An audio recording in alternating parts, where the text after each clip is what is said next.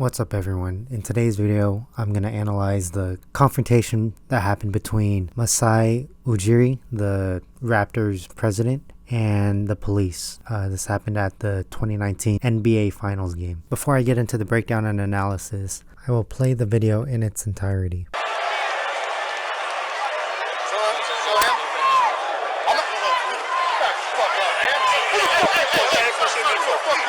President of the Raptors. Please.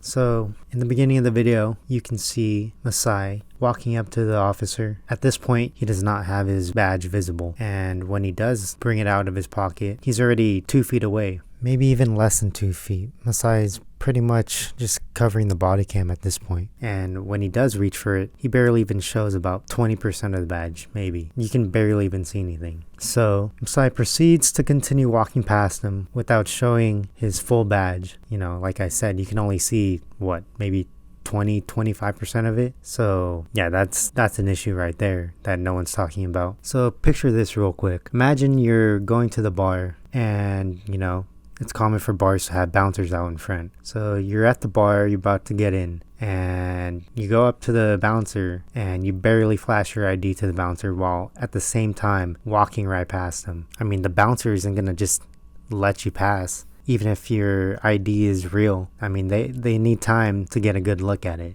So you wouldn't just flash your ID real quick at him and then expect him to see and know that it's real. So as a result, the officer pushes him back because he was never fully shown the ID. Now, a fair criticism would be, did he really need to push him back? And I would say probably not. He could have just stuck his arm out in front of him and said, whoa, you can't come in until I fully see your ID. And it really bothers me that everyone and the media is so quick to label this as a racist incident. As we just saw, it doesn't matter how expensive your suit is. It does not matter the cachet that comes along with your title.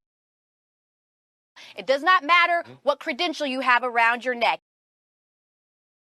At the end of the day, to many, you are just another black man having to explain why you are where you are. Doesn't matter if he's black, white, or orange. Anyone trying to do that, anyone trying to pull that same stunt, probably would have gotten the same reaction. If you're gonna show your credentials, wait in front of the checkpoint until they give you the okay. That's how it works wherever you go. The bar, arenas, airport security. Masai was clearly shown doing all this at the same time or slightly after passing the officer. It really bothers me that everyone is so quick to jump to the racist card, because white man plus black victim does not equal automatic racism.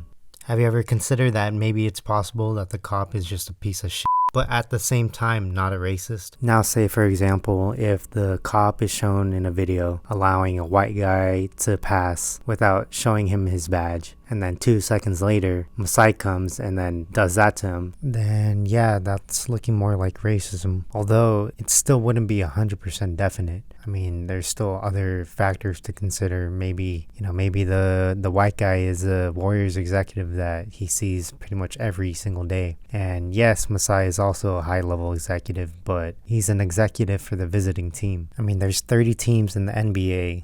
How many high-level positions are there for each NBA team? Maybe 10? So 30 times 10 would be about 300 high-level positions. You can't expect him to know every single person with a high-level position, because I've seen comments to the incident saying, oh, he should know who he is, he's a high-level executive. But I mean, yeah, you can't know every single person, especially on the visiting team. Even then though, that should still be frowned upon. He should still be checking every single badge of every single person that comes through. You're probably thinking, oh, well, you're just going to defend and justify anything that the cop does. The officer is in the wrong too in this video. So after this, you can see the officer pushing him a second time. And it looks like after the first shove, the initial shove, Masai shows him his ID, but the officer still pushes him. So yeah, that was definitely wrong and uncalled for. I'm still not convinced that it's racist, but that cop is definitely just a hothead for sure. Mad that that guy tried to run past him like that. So yes, I do think the cop should be disciplined for that. But Masai goes in the wrong again by pushing the cop afterwards, after the cop's second shove. I mean, you still can't do that. That's still assaulting an officer. Oh, but the officer assaulted him with that second shove. Yes, that is true, but don't push back and just sue the shit out of the police department. Masai shoving the officer doesn't benefit his case by doing that in retaliation. So at this point, both parties committed assault. So in conclusion, both parties are in the wrong in different areas. But my problem is that the media is covering it as if Masai was in no way wrong at all and the cop is just racist. There's things Masai could have done differently, and there's things the cop could have done differently. Everyone's reacting to it so emotionally, and no one is thinking logically. You know, what happened, why this happened, and all the details. Everyone just jumps to racist. White guy, black victim, it's racist. So that's my thoughts. Do you agree with these points? Let me know in the comments. And if you disagree, what's your reasoning? Explain your thought process in the comments. If you enjoy content like this, drop a like and subscribe. Peace.